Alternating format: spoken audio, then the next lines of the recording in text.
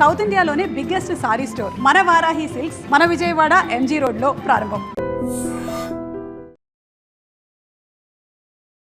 సోనియా గాంధీ తన పౌరసత్వం కంటే ముందే ఓటర్ జాబితాలో పేరు నమోదు కోసం ఫోర్జరీ డాక్యుమెంట్లు సమర్పించారు అంటూ ఢిల్లీలో ఉన్నటువంటి రౌజ్ ఎవెన్యూ కోర్ట్ తనకి నోటీసులని జారీ చేసింది. సడన్గా ఈరోజే సోనియా గాంధీకి నోటీసులు అనేది జారీ చేశారు. జనవరి 6న దానికి సంబంధించి మళ్ళీ విచారణ జరుగుతుంది. కానీ ఏంటి 1983లో తనకి పౌరసత్వం వస్తే అంతకంటే ముందే వీళ్ళు పెళ్లి చేసుకున్న టైంలో ఫస్ట్ కొన్ని రోజులు ఇండియాలో ఉన్నారు, తర్వాత బయటకు వెళ్ళారు. ఎమర్జెన్సీ టైంలో ఇండియాలో లేరు, అసలు పారిపోయారని చెప్తున్నారు ఆ టైంలో. సో ఇప్పుడు జరుగుతున్న దాని ప్రకారం Sonia Gandhi citizenship is in quest. ఆమెకు ఎప్పుడు సిటిజన్షిప్ ఇచ్చారు? యూజువల్గా ఎలక్షన్స్ అనగానే ఓటింగ్ దాంతో పాటుగా చూసేది ఏంటంటే సైలెంట్ ఓటర్లు ఉన్నారు, ఎటువైపు ఓటేశారు, యాంటీ ఇన్కంబెన్సీ ఉందా, యూత్ ఎటువైపు ఆలోచించారు, వీటన్నిటితో పాటుగా ఓటర్ లిస్ట్, అందులోనూ కూడా ఫేక్ ఓటర్స్, డూప్లికేట్ ఓటర్స్ వీళ్ళందరూ ఉన్నారు, వాళ్ళందరినీ తీసేయడం అంటే. ఆయన సొంతంగా ఒక ఎంక్వైరీ చేశారు, ఎవరెవరు ఓట్ వేసారో డీటెయిల్స్, ఫామ్ 17 డీటెయిల్స్ ఉంటుంది. తీసి చూస్తే 848 మంది గల్ఫ్ నుంచి వచ్చి ఓటేశారంట. డెడ్ ఓటర్స్ వచ్చి ఓటేశారంట, చనిపోయిన వాళ్ళు. ఇదే ప్రాబ్లం.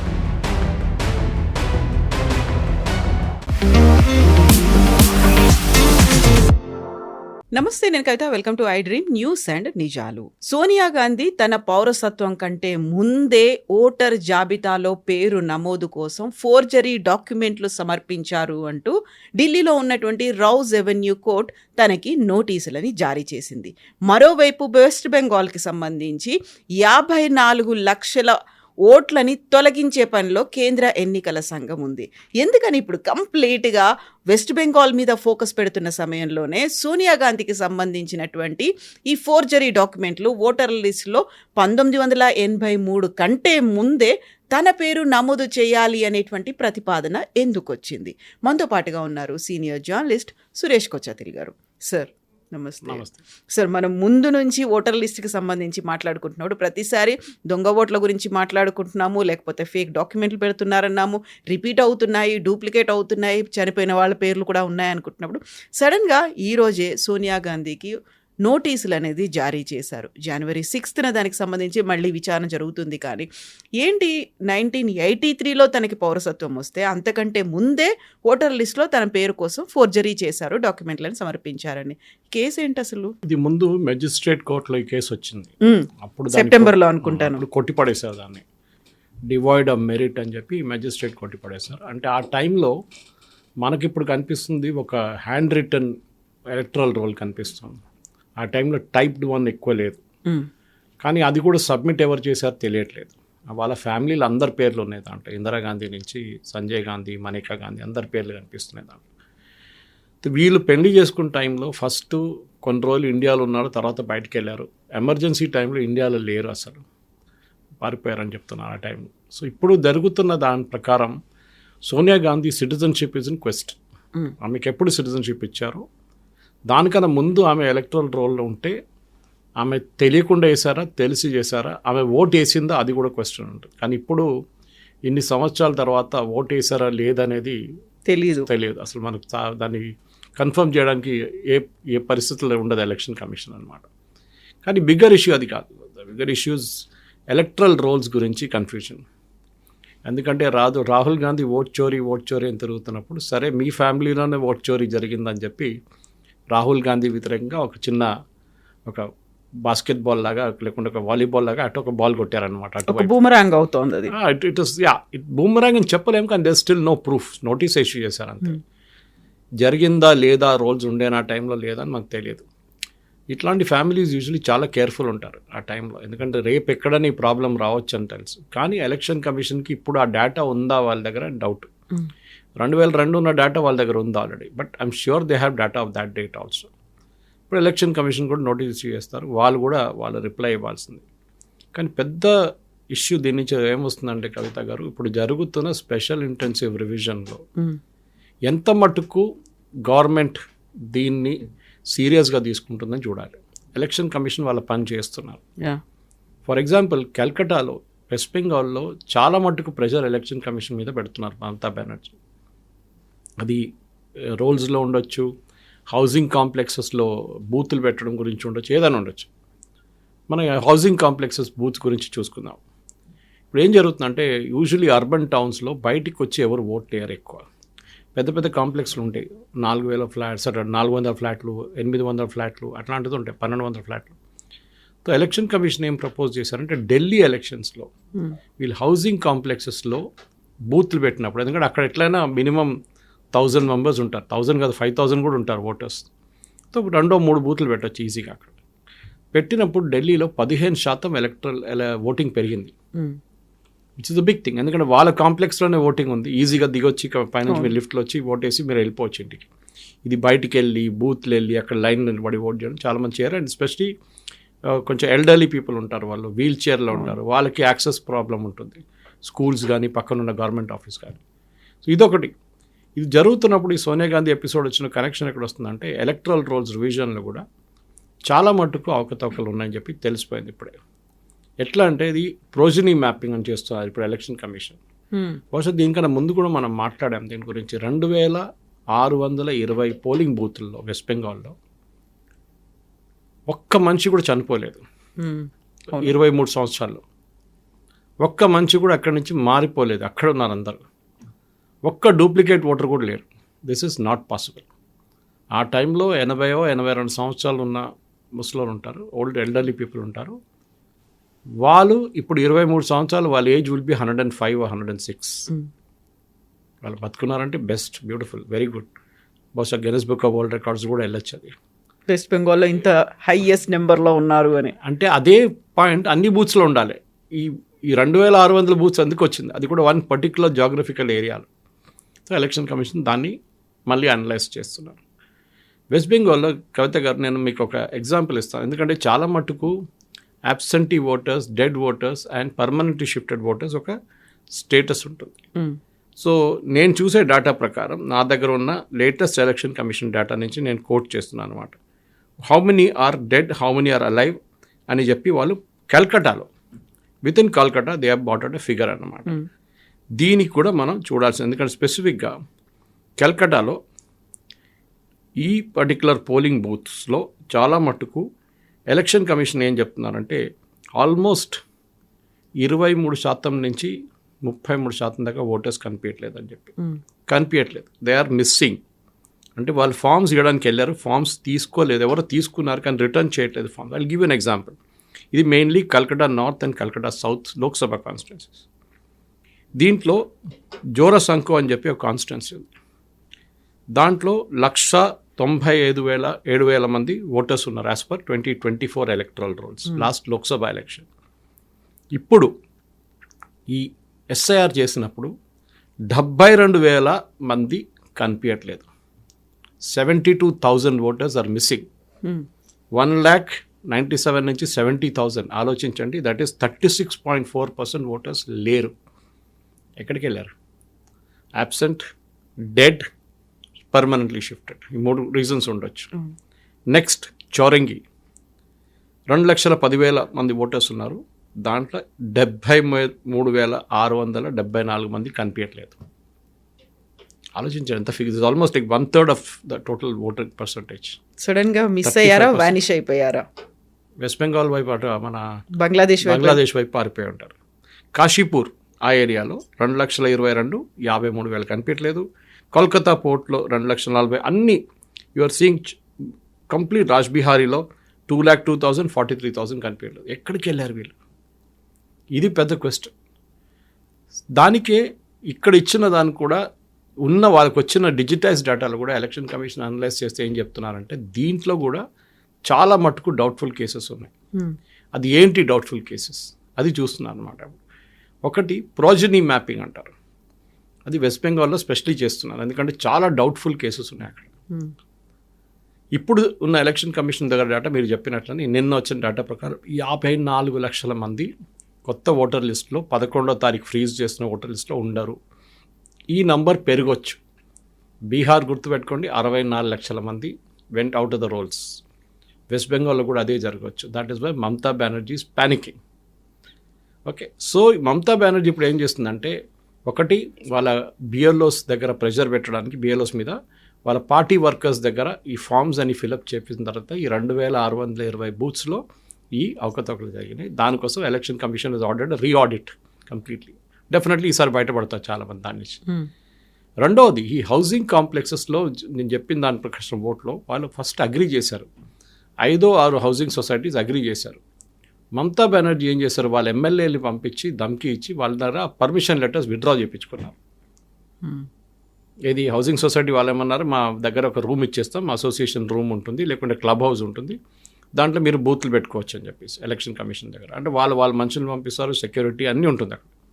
ఇప్పుడు అన్నీ విత్డ్రా చేసుకున్నారు. సో ఎలక్షన్ కమిషన్ కూడా చెప్పారు వీళ్ళకి ఇంట్రెస్ట్ లేదు, నాకేం పోయింది, వీళ్ళు విత్డ్రా ఇట్ అని చెప్పారు. సో ఆమె భయం చూడండి, ఎందుకంటే ఎడ్యుకేటెడ్ పీపుల్ ఉంటారు హౌసింగ్ కాంప్లెక్సెస్లో చాలా మట్టుకు, వాళ్ళు ఓట్లు వేయకూడదు, వాళ్ళు ఓట్లు వేస్తే మమతా బెనర్జీకి డేంజర్.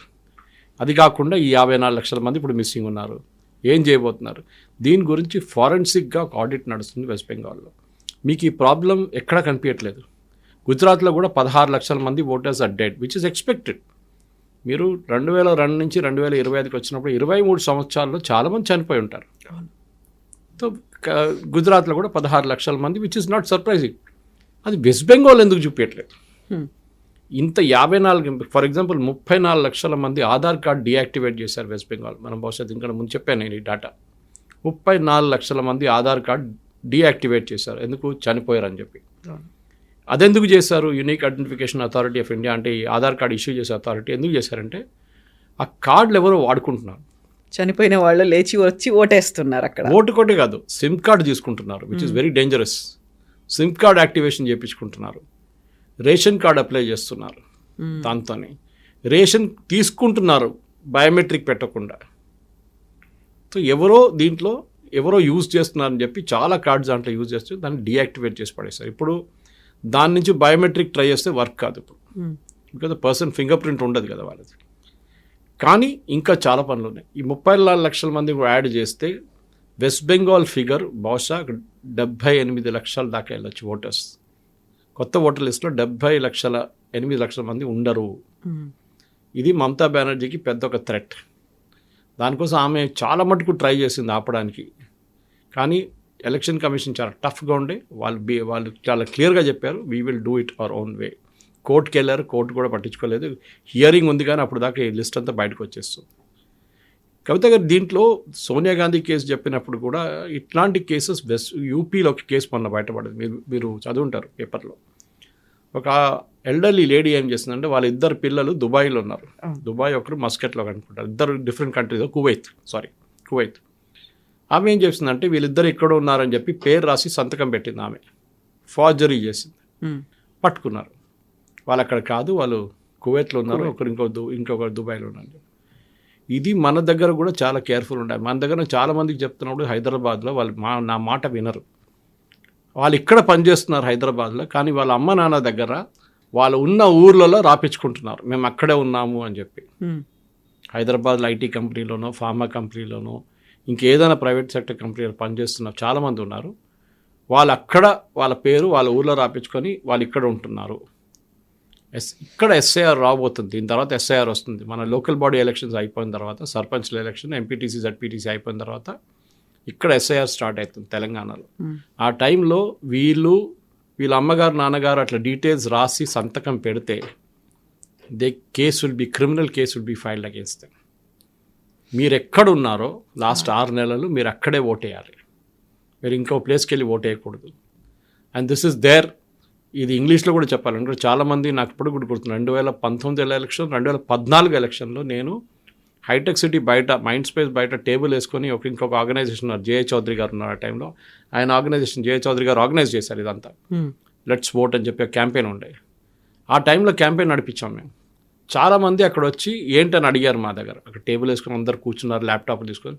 ఇట్లా ఎలక్ట్రల్ ఓటర్ హమారాతో కలకత్తా మే, హమారాతో బీహార్ మే హే, మేము యూపీ నుంచి, మేము ఢిల్లీ నుంచి, ముంబై నుంచి అని చెప్తున్నారు, కొంతమంది చెన్నై నుంచి. మేము చెప్పాము, యూ కాంట్ ఓట్ దేర్. మీరు ఇక్కడ ఉన్నారు 5 సంవత్సరాల నుంచి ఇక్కడే ఉన్నాం, ఇల్లు తీసుకున్నాం, ఇక్కడ కొనుక్కున్నాం, అపార్ట్మెంట్లో ఉంటున్నాం, కానీ ఓటు అక్కడే ఇస్తున్నారు, విచ్ ఇస్ రాంగ్ థింగ్. ఈ కల్కటా ఇప్పుడు జరిగిన దాంట్లో కల్కటాలో మేము ఇప్పుడు చెప్పిన ఫిగర్స్లో చాలా మటుకు అట్లాంటి వాళ్ళు ఉన్నారు. అందులో వాళ్ళ కోసం స్పెషల్ బస్సులు ట్రైన్లను పెట్టేసి టికెట్లు కొని పంపించి ఆంధ్ర తీసుకెళ్తుంటారు వైపు కదా. ఉంటారు కదా, చాలా మంది వెళ్తారు కదా. అది ఆపాల్సిన టైం వచ్చింది. సో ఎస్ఐఆర్ టైంలో లాస్ట్ టైం అదొక మంచి గేమ్ ఆడారు ఎలక్షన్ కమిషన్. ఆంధ్ర తెలంగాణ ఒకటే రోజు ఓటింగ్ పెట్టారు. అవును. ఎక్కడ ఓటేస్తారు మీరు? ఎక్కడ ఓటేస్తారు అక్కడే వేయండి మీరు, 2 చోట్ల వేయలేరు. ఇప్పుడు డూప్లికేట్లు కూడా తీసేస్తారు, ఎందుకంటే ఇప్పుడున్న ఎస్ఐఆర్లో డూప్లికేట్స్ బయటకు వచ్చేస్తుంది ఈజీగా. అది కాకుండా they have a secondary way of checking up. వాళ్ళు ఏం చెక్ చేస్తారంటే ఎంప్లాయర్ డేటాబేస్ తీసుకుంటారు. For example me EPF database తీసుకోవచ్చు, మీరు ఎక్కడ పనిచేస్తున్నారో వాళ్ళకి తెలిసిపోతుంది. ఇది సెకండరీ చెక్ అంటారు దీన్ని. బహుశా అది తెలంగాణలో ఉండకపోవచ్చు, వెస్ట్ బెంగాల్లో నడుస్తుంది. అది గవర్నమెంట్ డేటాబేస్ యూజ్ చేస్తారు. మీ పాస్పోర్ట్ ట్రాకింగ్ చేస్తారు. ఇప్పుడు యూపీలో జరిగిన దానికి పాస్పోర్ట్ ట్రాకింగ్తో తెలిసింది వాళ్ళకి. ఎవరో కంప్లైంట్ చేశారు ఇట్లా వీళ్ళిద్దరు ఇక్కడ లేరంటే they check with the passport control and they told that these people left India about almost 1 సంవత్సరం ముందు అక్కడికి వెళ్ళారు, ఇండియాలో లేరు ఇప్పుడు. మీరు ఆ టైంకి వచ్చి ఓట్ వేయొచ్చా అంటే ఎస్ వేయొచ్చు, కానీ మీరే అప్లై చేయాలి దానికి. అబద్ధం చెప్పకూడదు, we're not here we're there అని చాలా క్లియర్గా చెప్పాల్సి వస్తుంది. ఫైనల్ డెసిషన్ బిఎల్ఓ దగ్గర ఉంటుంది. ఇది చాలా స్టేట్స్లో జరుగుతుంది. ఎందుకంటే మనం చూసిన ఇప్పుడు బెంగాల్ వాళ్ళు ఇక్కడ ఉంటారు హైదరాబాద్లో, వాళ్ళు ఎక్కడ ఓటేస్తారు, వాళ్ళ ఊర్లోనే ఇస్తారు, వాళ్ళు ఇక్కడ వేయరు. ఎందుకంటే మేము వచ్చాం 3 నెలలు ఉంటాం 4 నెలలు ఉంటాం వెళ్ళిపోతామని చెప్తారు, విచ్ ఈజ్ అండర్స్టాండబుల్. ఈ మైగ్రెంట్ లేబరర్స్ అంటాం వాళ్ళని మనం. మైగ్రెంట్ లేబరర్స్ ఇవాళ ఉంటారు రేపు వెళ్ళిపోతారు, కానీ పర్మనెంట్లీ షిఫ్టెడ్ అదే ఒక కేటగిరీ. పర్మనెంట్లీ మైగ్రేటెడ్ అంటారు వాళ్ళు, అంటే బీహార్ నుంచి ఆపర్చునిటీస్ లేకుండా బయటికి వచ్చి హైదరాబాద్, బెంగళూరు, చెన్నై లాంటి ప్లేస్, కేరళలో వచ్చి వాళ్ళు అక్కడ ఉండిపోతున్నారు. వాళ్ళకి అక్కడ ఓటే. కానీ చెన్నైలో ఒక ప్రాబ్లం వచ్చింది, తమిళనాడులో స్పెషల్లీ. స్టాలిన్ ఏమంటున్నాడు, వీళ్ళని అక్కడ ఎన్రోల్ చేయకూడదంట. బీహారీ వాళ్ళని తమిళనాడు రోల్స్లో బీజేపీ వాళ్ళు ఎన్రోల్ చేస్తున్నారని చెప్పి ఒక అలిగేషన్ చేశారు.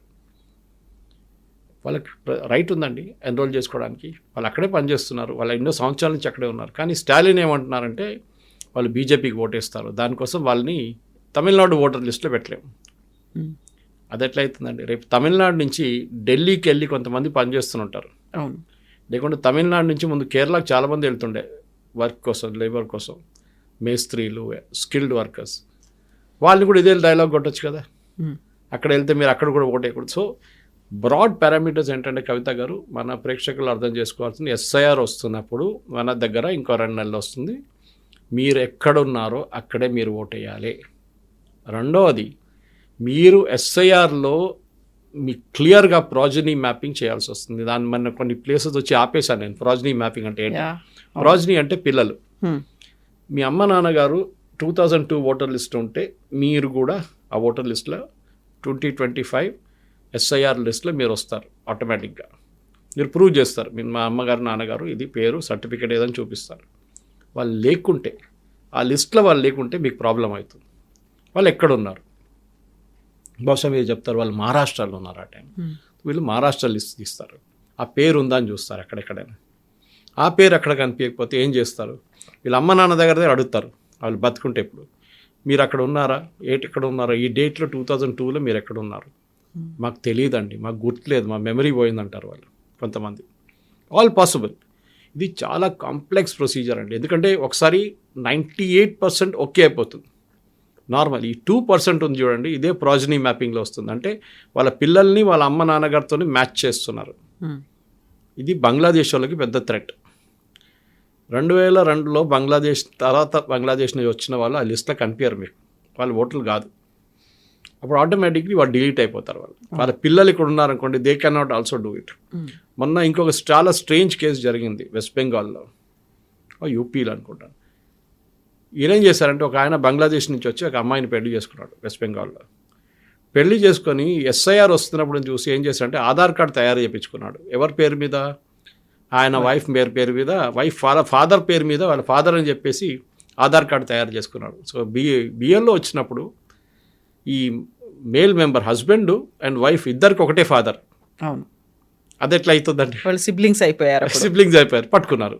సో ఆటోమేటిక్లీ ఫాదర్లో చెప్పాడు ఇటు దొంగ నంబర్ 1, ఇడు నేను అసలు నేను ట్రస్ట్ చేయను, ఈజ్ ఫ్రమ్ బంగ్లాదేశ్, మీరు తీసేసేంత రోల్ నుంచి immediately he was removed from the roll and he was asked to go and deport చేసేసారు అక్కడి నుంచి.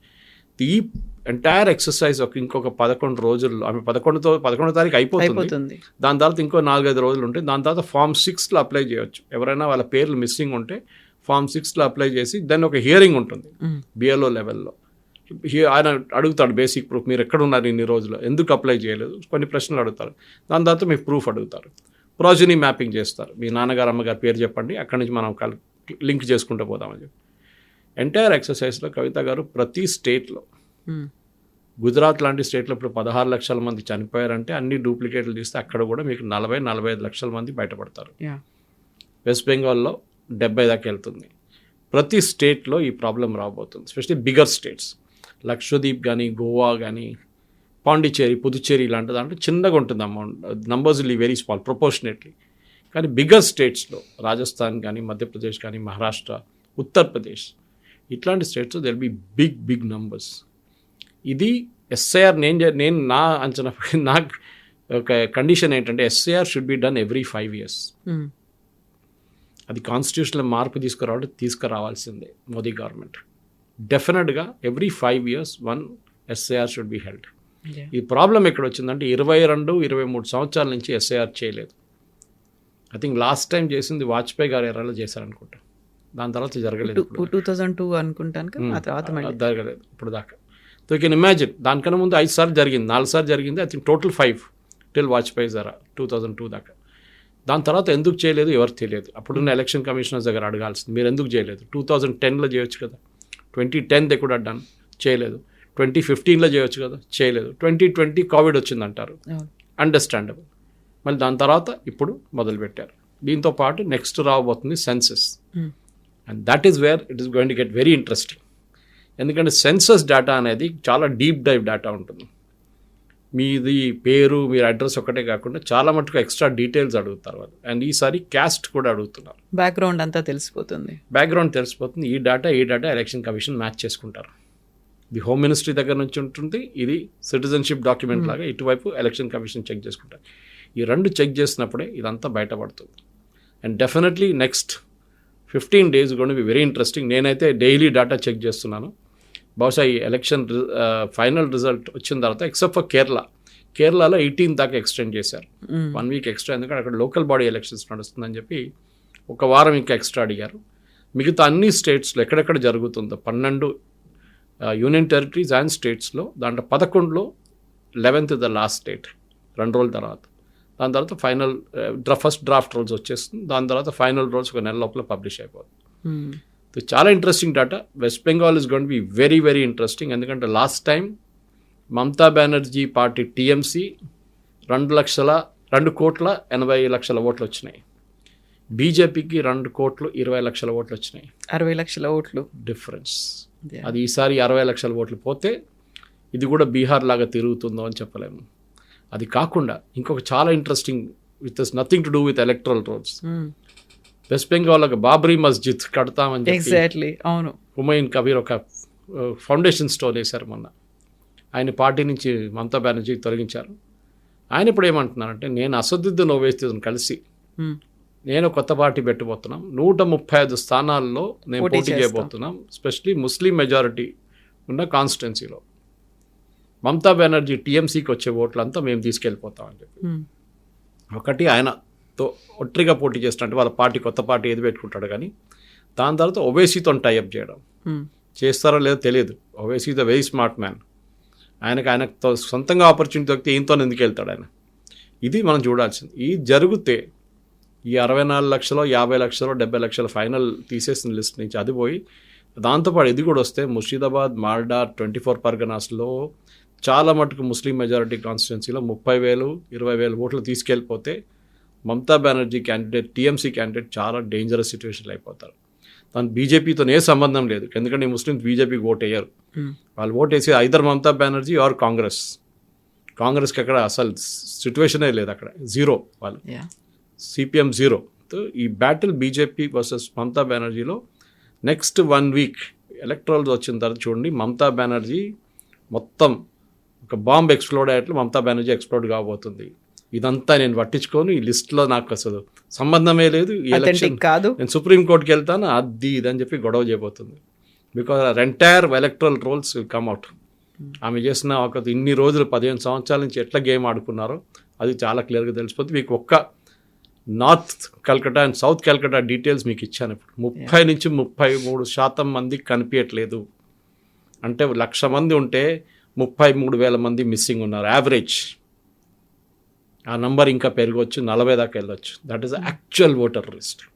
అండ్ అట్ వెస్ట్ బెంగాల్ అనే ఒక ఎలక్షన్, దాంతోపాటు అస్సాంలో కూడా జరగబోతుంది. అస్సాంలో ఆల్రెడీ ఎన్ఆర్సీ నడుస్తుంది, అక్కడ ఎస్ఆర్ చేస్తున్నారు, special revision, not intensive revision, ఎందుకంటే NRC is already happening there. ఈ 2 స్టేట్లు చూస్తే చాలా క్రూషియల్ బీజేపీకి, ఒకవైపు మమతా బెనర్జీకి, ఇంకోవైపు తరుణ్ గొగోయ్ వాళ్ళ కాంగ్రెస్కి అస్సాంలో. It be very interesting days ahead. యూజువల్గా ఎలక్షన్స్ అనగానే ఓటింగ్ దాంతో పాటుగా చూసేది ఏంటంటే సైలెంట్ ఓటర్లు ఉన్నారు, ఎటువైపు ఓటేశారు, యాంటీ ఇన్కంబెన్సీ ఉందా, యూత్ ఎటువైపు ఆలోచించారు, వీటన్నిటితో పాటుగా ఓటర్ లిస్ట్, అందులోనూ కూడా ఫేక్ ఓటర్స్, డూప్లికేట్ ఓటర్స్ వీళ్ళందరూ ఉన్నారు, వాళ్ళందరినీ తీసేయడం అంటే అదే చాలా క్రూషియల్ అవ్వబోతుంది వీటన్నిటికంటే కూడా. కరెక్ట్. చాలా ఇంట్రెస్టింగ్ కవిత గారు. అది మీరు ఆ ప్రాసెస్లో ఇన్వాల్వ్ అయిపోతే మీరు కూడా ఎక్సైట్ అయిపోతారు. ఎందుకంటే ఎట్లా ఇన్ని రోజులు ఎట్లా నడిచింది ఇదంతా ఆలోచిస్తారు మీరు. అంటే ఇన్ని రోజులు ఇట్లా చేశారు ఇదంతా. ఇన్ని రోజులు ఇప్పుడు కేరళలో చూడండి, the local body elections is happening. అక్కడ 16% మంది కనిపించట్లేదంట. లోకల్ బాడీ ఎలక్షన్స్ నడుస్తుంది. అవును, విలేజ్ ఈజ్ యూనిట్. అక్కడ లోకల్ బాడీ అంటే విలేజ్ లోనే ఉంటుంది. 16% పీపుల్ ఈ నడుస్తున్న ఎలక్షన్లోనే మిస్సింగ్ ఉన్నారు as per latest SIR of Kerala. అంటే ఇప్పుడు నడుస్తున్న ఎలక్ట్రల్ రోల్ ఇస్ ఫేక్. దానికోసం పినరాయి విజయన్ ఎలక్షన్ దానికన్నా ముందు చేయించారు. సుప్రీంకోర్టుకి వెళ్ళినప్పుడు ఎలక్షన్ కమిషన్ ఏం చెప్పారంటే రోల్స్ వస్తుంది, మీరు 11వ తారీఖు దాకా మేము రోల్స్ పబ్లిష్ చేస్తామని చెప్పి పినరాయి విజయన్ సుప్రీంకోర్టు దగ్గర రిక్వెస్ట్ పెట్టి వారం పోస్ట్పోన్ చేయించారు 18th. సో ఈ 20th దాకా పేర్లు బయటకు వచ్చి అప్పుడు దాకా లోకల్ బాడీ ఎలక్షన్స్ అయిపోతుంది. వీళ్ళు లేరురా బాబు అంటే అప్పుడు ఇంట్రెస్టింగ్ అంటే అప్పుడు ఓట్ చేసిన వాళ్ళు ఈ కొత్త SIR లిస్ట్ని వచ్చిన వాళ్ళని కంపేర్ చేస్తే ఎంతమంది చనిపోయిన వాళ్ళు వాళ్ళ గ్రేవ్స్ నుంచి బయటకు వచ్చి ఓటేసి వెళ్ళారని తెలిసిపోతుంది. ఏదైతే కేసు ఉంది కేరళ హైకోర్టులో, Kerala BJP state president, ex president K. Surendran, దీనికన్నా ముందు 3 ఎలక్షన్ల ముందు ఆయన కాసర్గోడ్ నుంచి దగ్గర నీలేశ్వరం అని చెప్పి ఒక అసెంబ్లీ కాన్స్టిట్యున్సీ ఉంది, అక్కడి నుంచి పోటీ చేయొచ్చు. Very close to Karnataka. చాలామంది కన్నడ మాట్లాడతారు అక్కడ. Even Surendran speaks good Kannada. ఆ కాన్స్టిట్యున్సీలో ఆయన 82 ఓట్లతో ఓడిపోయాడు అసెంబ్లీ ఎలక్షన్లో. 82 ఓట్స్తో 82 ఓట్స్ ఓడినప్పుడు ఫస్ట్ రీకౌంట్ ఉంటుంది. రీకౌంట్ చేసినప్పుడు కూడా అంతే నెంబర్ ఉండిపోయింది. ఆయన దాని తర్వాత ఆయన సొంతంగా ఒక ఎంక్వైరీ చేశారు, ఎవరెవరు ఓట్ వేసారో డీటెయిల్స్, Form 17 డీటెయిల్స్ ఉంటుంది. తీసి చూస్తే 848 మంది గల్ఫ్ నుంచి వచ్చి ఓటేశారంట. 416 మంది డెడ్ ఓటర్స్ వచ్చి ఓటేశారంట, చనిపోయిన వాళ్ళు. ఇదే ప్రాబ్లం. దాన్ని ఆయన ప్రూవ్ చేశారు కేరళ హైకోర్టులో. అది నెక్స్ట్ ఇయర్ ఇంకొచ్చేదాకా గెలిచిన candidate IUML, Indian Union Muslim League candidate చనిపోయారు. So the entire petition became infructuous because ఇంకేం లేదు అక్కడ, ఓన్లీ బై ఎలక్షన్ వచ్చేస్తుంది. అది కాకుండా అదే టైం ఆయన బతుకుంటే ఈ కూడా proved that the election was a fraud. ఇప్పుడు ఎలక్షన్ కమిషన్ చేస్తున్న ఇదే పని ముందు చేయాలండే. ఇప్పుడు చూడండి, సరే గల్ఫ్లో ఉన్న వాళ్ళు ఏం చేస్తారంటే ఎలక్షన్ టైంలో వాళ్ళు టికెట్ తీసుకొని వస్తారు చాలామంది ఇక్కడ ఓట్ వేయడానికి. కొన్ని పొలిటికల్ పార్టీ స్పాన్సర్ చేస్తారు వాళ్ళు. లాస్ట్ టైం మీరు చూడాలని కొన్ని ఫోటోలు పెట్టుకొని వచ్చారు. వాళ్ళ కార్డ్బోర్డ్ బాక్స్ మీద sponsored by Indian national Congress, sponsored by IUML, sponsored by CPM అని చెప్పి బోర్డులు పెట్టుకొని వచ్చారు వాళ్ళు గల్ఫ్ నుంచి టికెట్లు. సో అది మీరు అక్కడ ఉండి ఇక్కడ వచ్చి ఓట్ వేయడం మీకు ఎవరిని ఆపరు మిమ్మల్ని. కానీ మీరు ఫేక్ అడ్రస్లు పెట్టి చనిపోయిన వాళ్ళ పేర్ల మీద ఓట్ వేయడం అనేది ఒక పెద్ద ర్యాకెట్. దాన్ని ఆపాల్సిన టైం వచ్చింది. ఐ థింక్ ఓవరాల్ కంట్రీలో SIR తీస్తే మన దగ్గర ఉన్న 90 కోట్ల మంది ఓటర్లు, కొంతమంది 100 కోట్లు అంటారు, కానీ నా అంచనా ప్రకారం ఇప్పుడున్న దాని ప్రకారం 94 కోట్ల మంది ఉంటారు ఓటర్లు. That will reduce to minimum 88 crores. మన దగ్గర అంతమంది ఓటర్లు ఉన్నారు. ఈ క్లీనప్ ఎప్పుడో జరగాలండి, ఇప్పుడు జరుగుతుంది, చాలా మంచిది. ఫైనల్ ఫిగర్స్ కోసం వెయిట్ చేద్దాం. బహుశా ఇంకొక 2-3 రోజుల్లో by end of this week మనకి ఫైనల్ డేటా వచ్చేస్తుంది. Yes sir, so interesting. Thank you so much sir. Thank you.